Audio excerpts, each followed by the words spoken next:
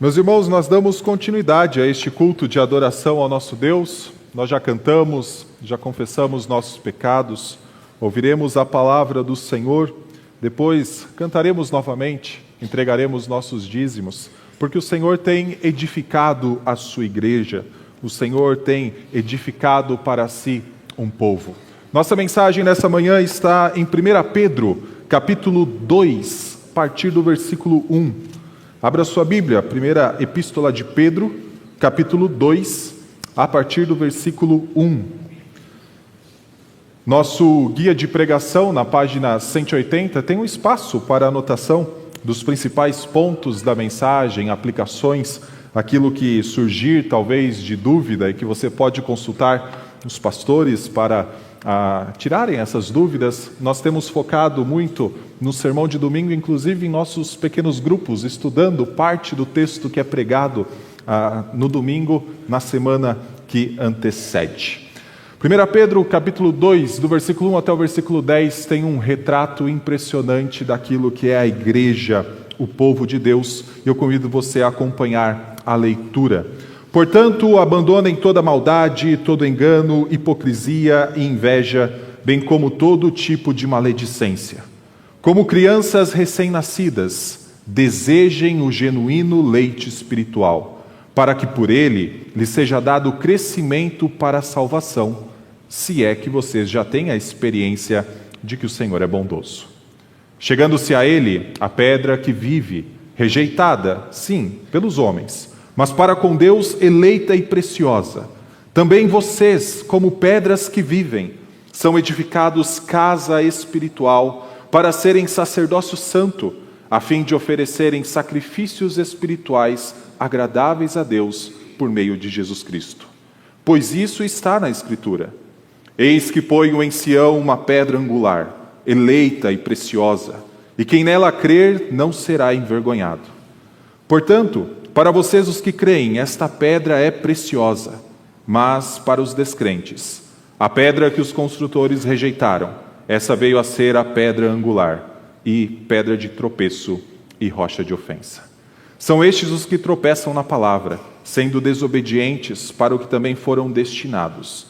Vocês, porém, são geração eleita, sacerdócio real, nação santa, povo de propriedade exclusiva de Deus, a fim de proclamar as virtudes daquele que os chamou das trevas para a sua maravilhosa luz. Antes, vocês nem eram povo, mas agora são povo de Deus. Antes não tinham alcançado misericórdia, mas agora alcançaram misericórdia. Vamos orar?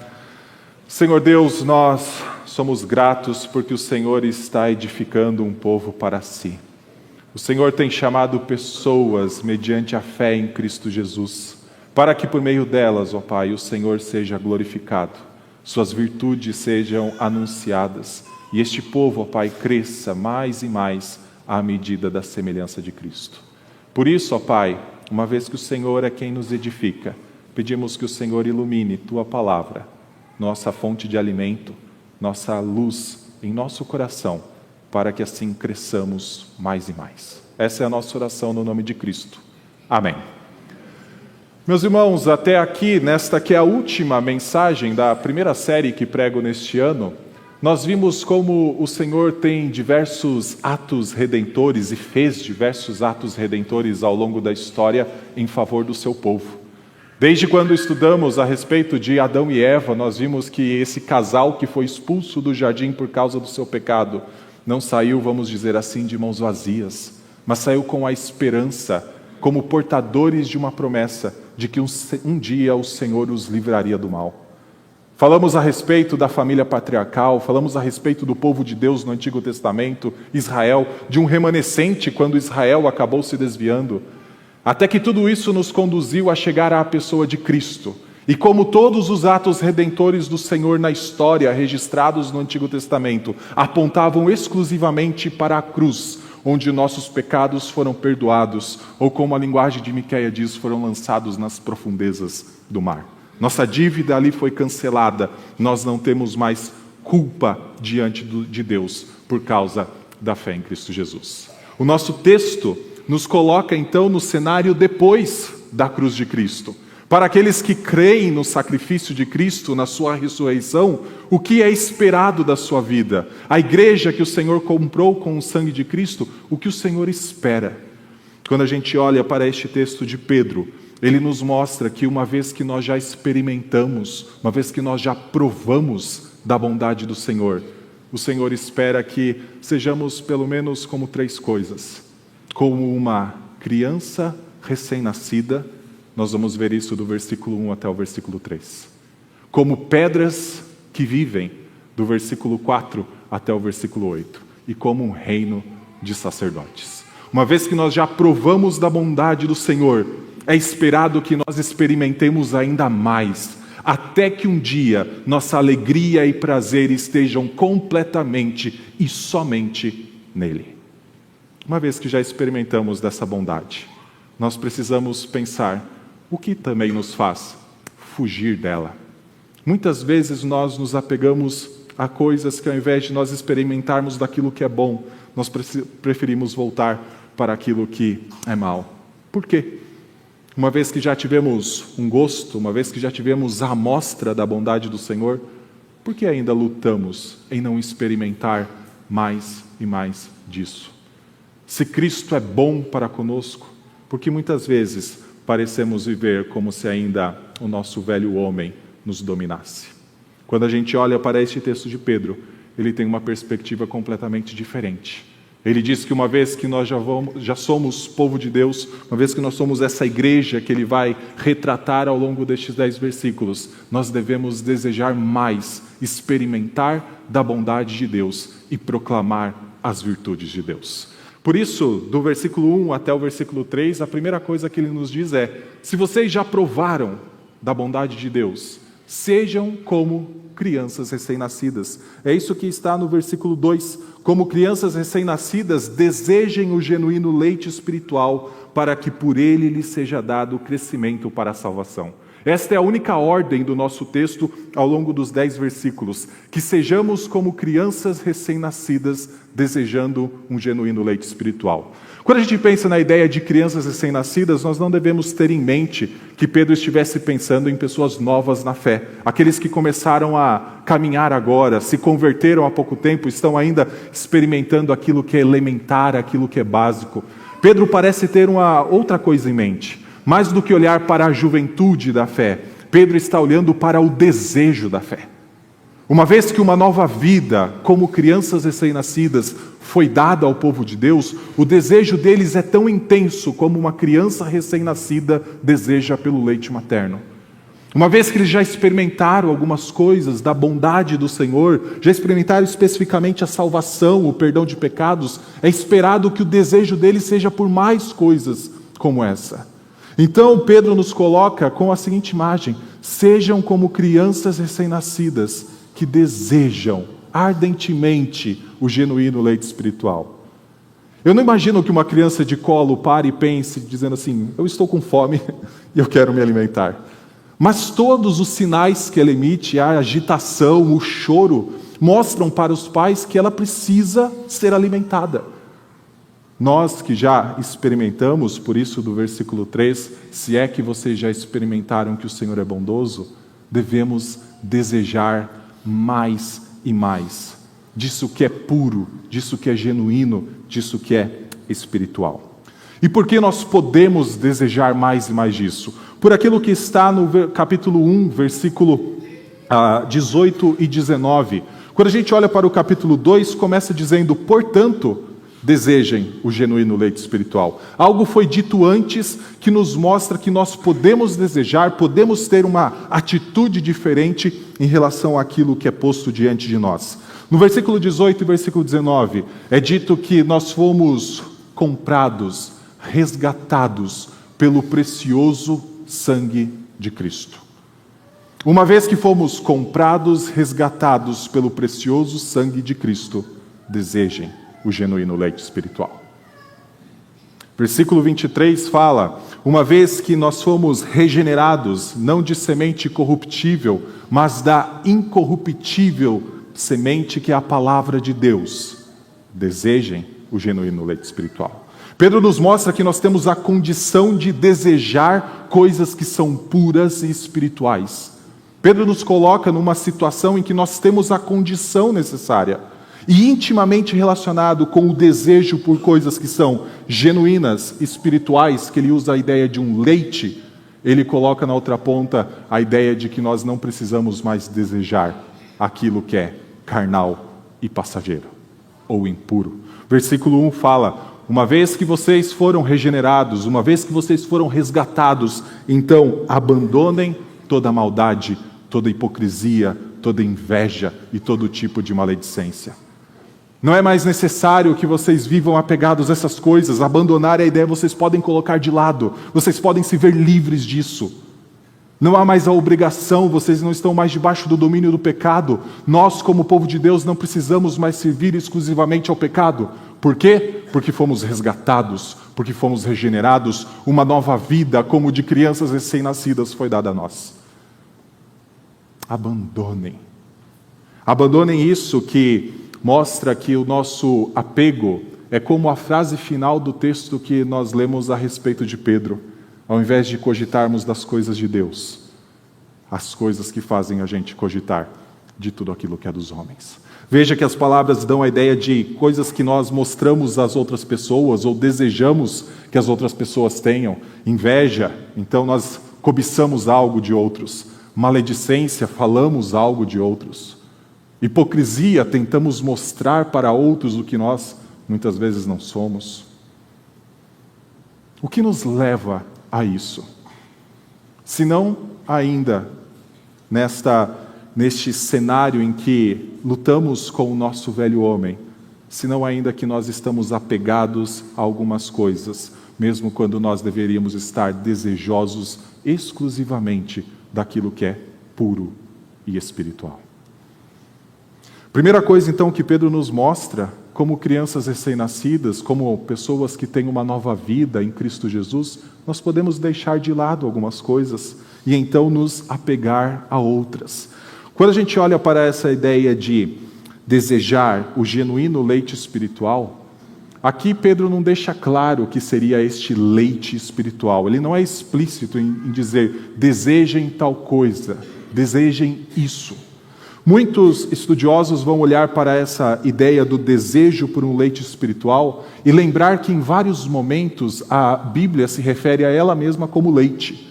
Então Paulo, quando falava a respeito da sua pregação, disse aos coríntios que ele estava dando a eles leite porque eles ainda não eram capazes de absorver, de se alimentar de coisas sólidas. Quando o autor aos Hebreus precisou então repreender os seus destinatários, ele falou que eles deveriam já ser mestres e desejar então alimento sólido, mas ele precisava voltar e ensinar aquilo que é considerado como um leite. Além disso, quando a gente volta lá para os versículos 22 e 25 do capítulo 1, nós encontramos que nós somos regenerados pela palavra que é permanente, que é viva. Então muitos vão olhar para essa ideia de que nós devemos desejar um leite espiritual e entender que nós devemos desejar mais e mais a palavra de Deus. E eu acho que isso está aqui dentro. Faz parte do desejo cristão conhecer mais o seu Senhor, e a forma de conhecer mais o seu Senhor é por meio da sua palavra. Faz parte do desejo do cristão crescer à semelhança de Cristo, e a forma de conhecer Cristo, aquilo que Ele fez e quem Ele é por meio da palavra. Mas Pedro parece ter algo a mais, porque o versículo 3, ele nos traz a ideia de que nós já experimentamos algo, e é o fato de nós já termos experimentado isso que nos leva então a desejar mais disso. Olha o versículo 3, vocês podem desejar o leite espiritual genuíno, se é que vocês já têm a experiência de que o Senhor é bondoso. Essa é uma citação do Salmo 34 que nós lemos no início deste culto. O último versículo que nós lemos, versículo 8, diz para nós provarmos e vermos que o Senhor é bom. Pedro omite a ideia de vermos, porque aqui a ideia de experimentar tem a ver a ideia de provar, como alguém que então saboreia com o paladar, que sente os sabores e que já experimentou algo muito bom, e então agora ele usa a mesma ideia de leite espiritual, de um alimento, e diz, desejem mais deste alimento. Uma vez que já experimentaram que o Senhor é bom. Uma vez que já foram resgatados pelo precioso sangue de Cristo, uma vez que foram regenerados pela palavra da verdade. Então, sim, a palavra de Deus está entre este conjunto aqui denominado leite genuíno e espiritual. Mas há mais coisas aqui. Por exemplo, nós crescemos. Aqui o crescimento era para a salvação por meio da oração, por meio da comunhão com os irmãos, por meio do participar da ceia. E Pedro parece ter algo em mente também da ideia de que nós precisamos viver como uma nova vida em sua totalidade e desejar experimentar mais daquilo que nós já vivemos. Como, por exemplo, quando conhecemos a Cristo, reconhecemos a santidade de Deus e como Cristo então pagou o preço pelos nossos pecados, nós reconhecemos que é bom abandonar o pecado e voltar a Deus. Por que não experimentar mais deste genuíno leite espiritual? Por que não ter mais amostras daquilo que um dia nós seremos? Veja que no versículo 2, a ideia é que seja dado o crescimento para a salvação.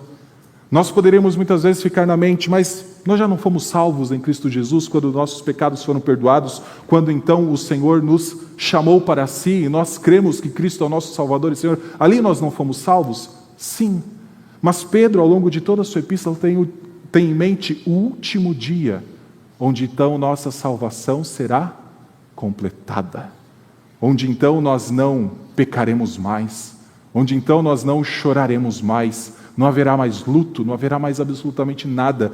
Cristo retornará, e essas coisas que hoje então nos fazem cogitar daquilo que é dos homens, não farão mais parte de nossa vida.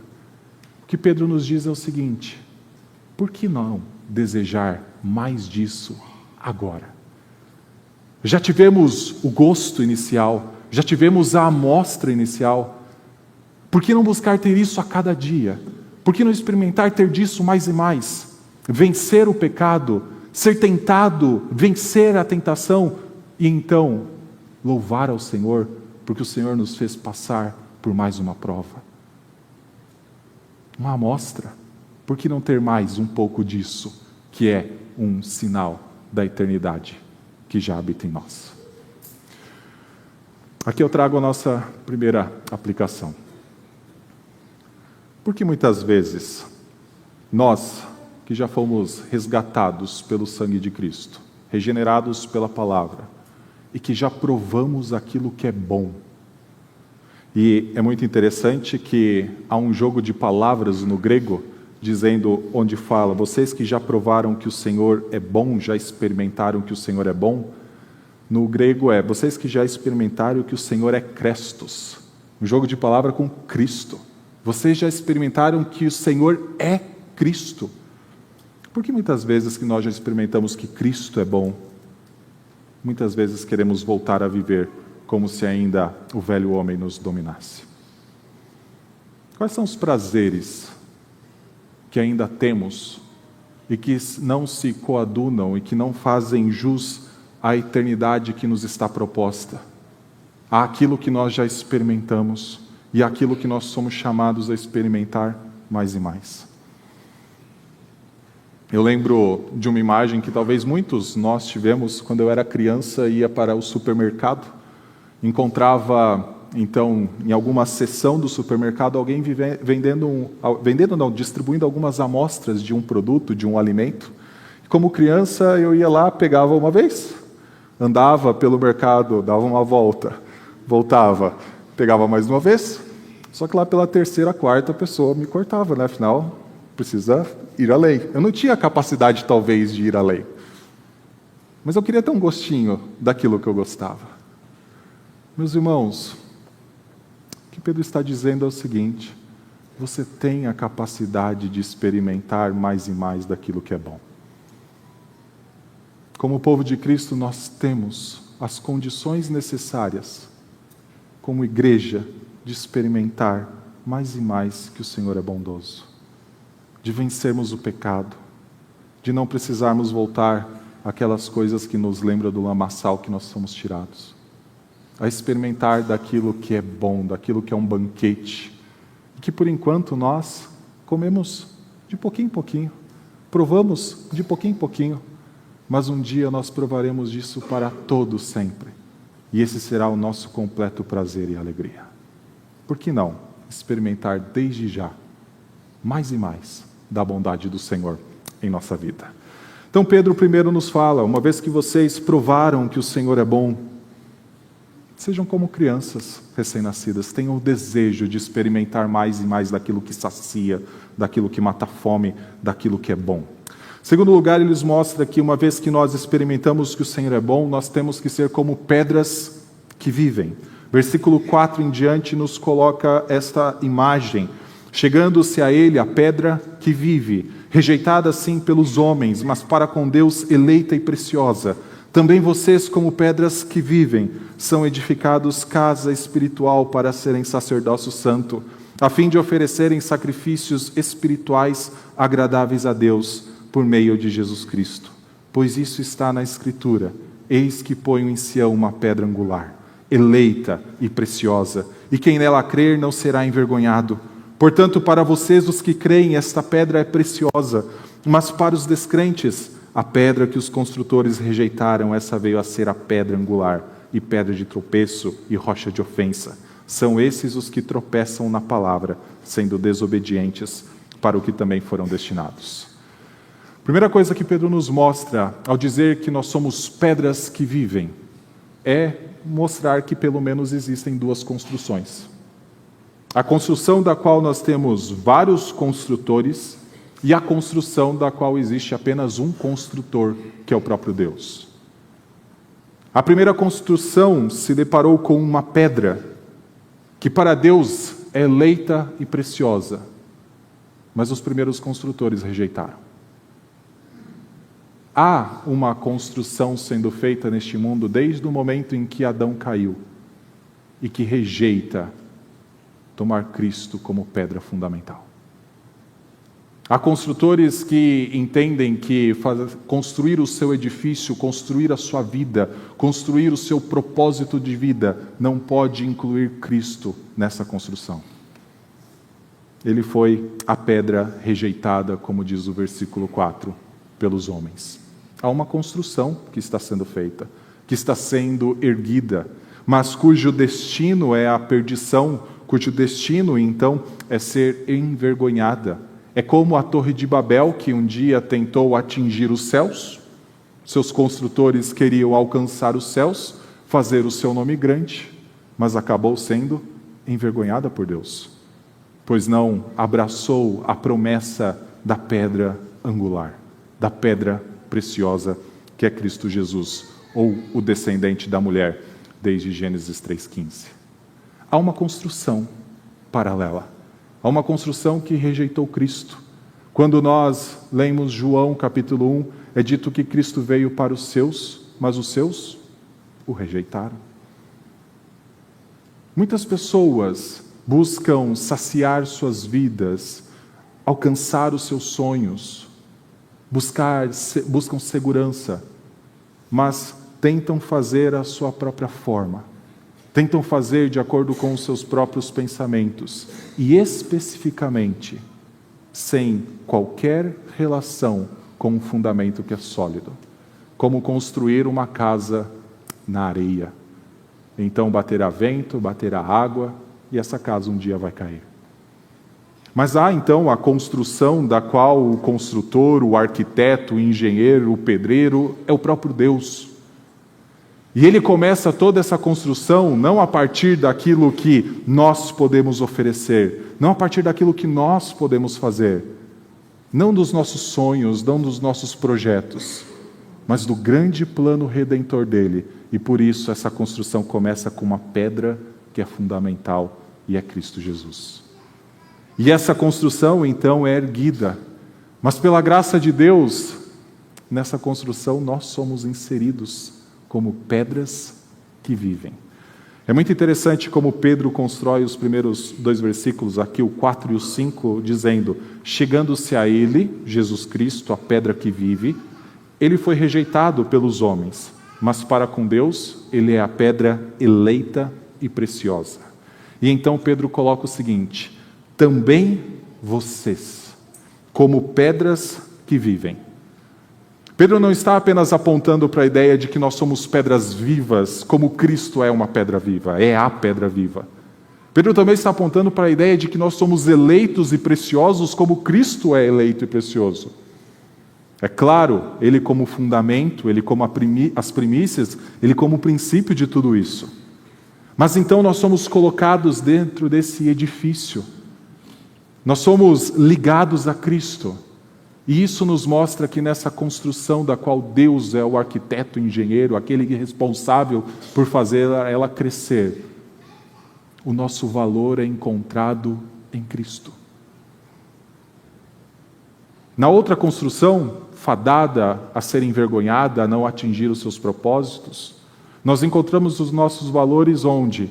Nos nossos projetos, no nosso trabalho, na nossa família, no dinheiro, em várias coisas que têm um propósito bom, mas que muitas vezes colocamos o coração a tal ponto que elas se tornam as únicas cogitações de nossa vida. E então nós somos dominados por elas e esquecemos que o nosso valor, como imagem e semelhança de Deus, tem que vir do próprio Deus. Agora, nessa construção que Deus está fazendo, o nosso valor é encontrado em Cristo. E esse valor é muito grande, porque ele custou sangue, como nós vimos em 1 Pedro capítulo 1, versículo 18 e 19. Nós somos resgatados por sangue. Toda a nossa identificação como pedras que vivem, pedra preciosa, pedra eleita, é porque Cristo é a pedra que vive. Se há duas construções, e se nós encontramos o nosso valor na construção de Deus, identificados com Cristo, e toda a segurança, todo o propósito, todo o significado que podemos ter é identificado em Cristo, é encontrado exclusivamente na pedra fundamental.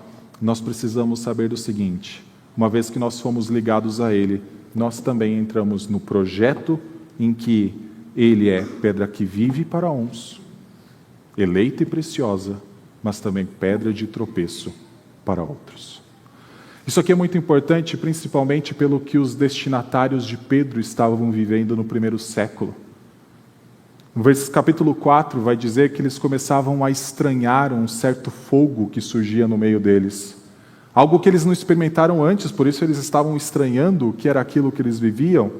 E o que Pedro chama é: vocês estão se tornando coparticipantes do sofrimento de Cristo. Vocês são coparticipantes do sofrimento de Cristo. Quando Pedro fala isso, certamente ele não está se referindo ao sofrimento que Cristo passou numa cruz. Esse é o sofrimento dele para que nós não passemos por ele. Mas ao sofrimento da perseguição, ao sofrimento de ser injuriado, ao sofrimento de ser rejeitado. O que os destinatários de Pedro estavam sofrendo nesse momento era a rejeição, muitas vezes, pelos seus vizinhos e até mesmo de pessoas próximas. Décadas depois seriam rejeitados por todo o império. Ao adentrar essa construção, nossa eleição, o valor que nós temos é em relação àquele que está construindo, não mais em relação ao mundo. É possível que sejamos rejeitados pela forma como vivemos. Afinal, o nosso desejo não é mais pela aquilo que nós cobiçamos e que os outros têm e nós não temos. Nosso desejo, nosso significado, nosso valor, não é mais por aquilo que nós tentamos mostrar que temos e não temos. Nosso significado é por aquilo que nós desejamos mais. E o mundo não vai entender este desejo. O mundo não vai entender por que nós queremos experimentar mais e mais daquilo que parece, muitas vezes, aos olhos daqueles que estão ao nosso redor, como privações. Você está se privando de alegrias, de prazeres, de festejar a vida. O que implica para esses que enxergam nós desejando coisas que são eternas, é que talvez nos rejeitem. É que sejamos também rocha de ofensa e pedra de tropeço. Somos chamados a sermos como crianças, já experimentamos que o Senhor é bom. Somos chamados a sermos pedras que vivem, cujo valor está exclusivamente em Cristo e no relacionamento que nós temos com Ele. Somos chamados a sermos também um reino de sacerdotes. No versículo 5, é dito que nós estamos sendo edificados casa espiritual para sermos sacerdócio santo, a fim de oferecermos sacrifícios espirituais agradáveis a Deus por meio de Jesus Cristo. Muitos desses sacrifícios envolvem o quê? Abandonar o pecado, abandonar maledicência, inveja, cobiça, para desejar experimentar mais daquilo que é bom, para desejar experimentar mais de Deus e mais da presença de Deus nos auxiliando na luta contra o pecado. Mas muitos desses sacrifícios espirituais, agradáveis, puros, para os quais nós estamos sendo edificados, tem a ver com aquilo que nós falamos e testemunhamos ao mundo.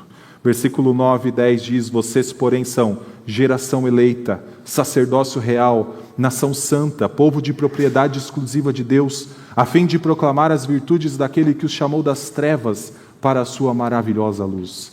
Antes vocês nem eram povo, mas agora são povo de Deus.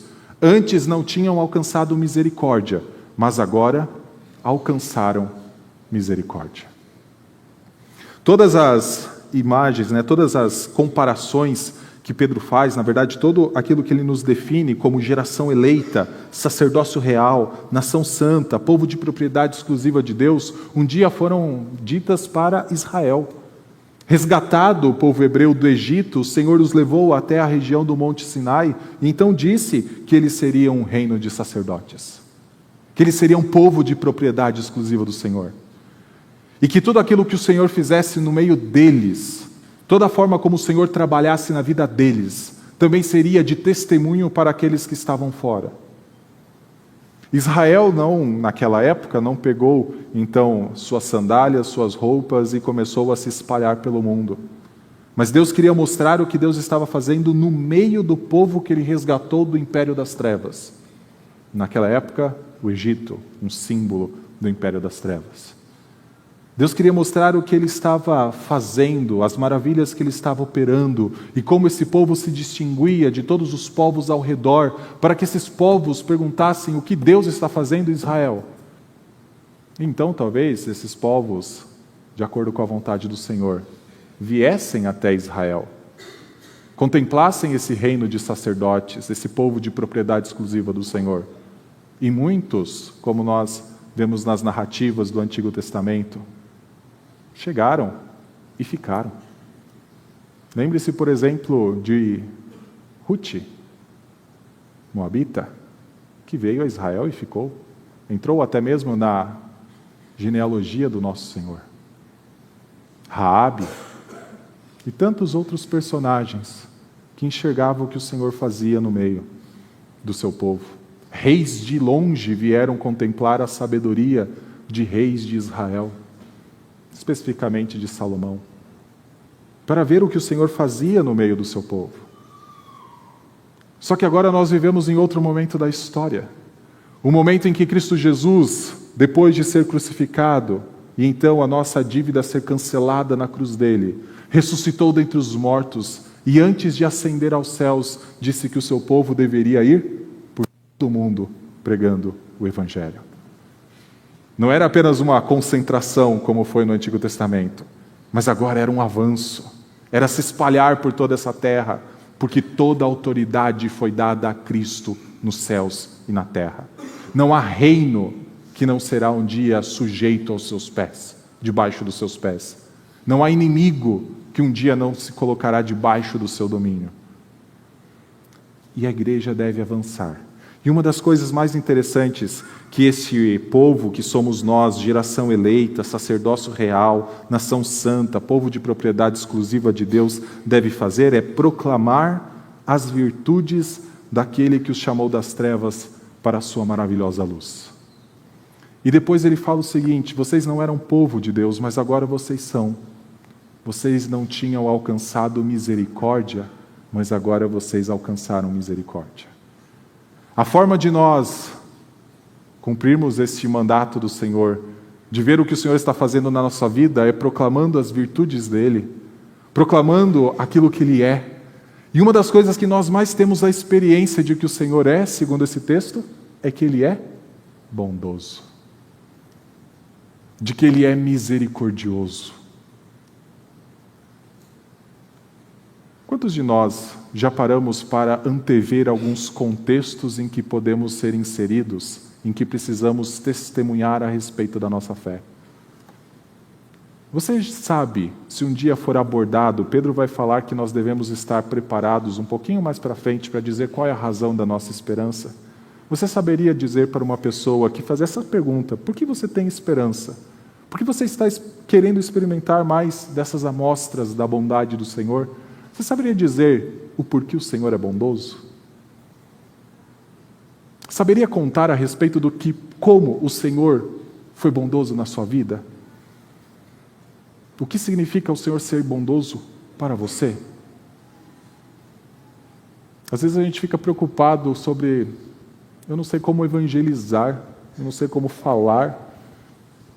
Conheça as virtudes do Deus que te resgatou das trevas para a luz. Qual é a bondade do Senhor que o Senhor manifesta em sua vida? Especificamente, como Ele manifestou essa bondade em Cristo Jesus. Nós somos chamados a experimentar mais e mais daquilo que é puro, daquilo que é genuíno, daquilo que é espiritual. Nós somos chamados a, então, encontrar nosso valor em Cristo e, então, deixar de cogitar as coisas que são dos homens. Mas também nós somos chamados a proclamar o Evangelho para dizer o seguinte: o único que pode saciar os maiores desejos do coração é Cristo, o Senhor, que é bondoso. Quantas pessoas estão apegadas às coisas que são passageiras e que não têm valor? Infelizmente, muitas vezes nós fazemos isso. Mas todo aquele que não conhece Cristo, é somente isso a razão da sua vida. Coisas que um dia serão envergonhadas, construções que um dia chegarão ao fim, e então aquilo que foi sempre o propósito, a razão, não terá mais valor algum. Enquanto isso, nós podemos anunciar, proclamar virtudes daquele que é inesgotável nelas. Quando eu usei a imagem de que eu estava lá no supermercado e uma vez ou outra ia comer um pedacinho de alguma coisa que estava sendo ofertada, para que depois comprasse o produto, talvez depois de um tempo comer um pouquinho eu enjoasse. Afinal, é sempre o mesmo. Cristo Jesus é inesgotável em suas virtudes. Cristo Jesus é inesgotável em sua bondade. Não tem como enjoar dele, se já experimentamos que ele é bom. Não tem como não querer mais dele, se já experimentamos que ele é bom. Esta semana conversava com um de nossos irmãos e nós pensávamos em como Cristo pode ser contemplado ou pode ser pensado, meditado em diversas situações da vida. Ele se revela como mestre, ele se revela como Senhor, ele se revela como irmão, como amigo. Quantos atributos! E aqui, quando a gente fala de atributo, paciência, amor, longanimidade, bondade. Mas quantas características Cristo tem e que nós ainda podemos conhecer. E conhecendo-as, nós podemos falar delas ao mundo. Por isso, meus irmãos, eu concluo essa mensagem dizendo que nós temos todas as condições necessárias para buscar, experimentar, provar e anunciar da bondade do Senhor. Pedro nos coloca na condição mais propícia, porque Cristo a colocou nela, para que nós como sacerdotes, para que nós como pedras que vivem, para que nós como crianças recém-nascidas, vivamos intensamente para a proclamação das virtudes daquele que nos chamou das trevas para a sua maravilhosa luz. Que o Senhor Deus nos abençoe e que nós possamos nos saciar cada vez mais de Cristo Jesus, nosso Senhor. Vamos orar? Deus Santo, obrigado pela Tua palavra.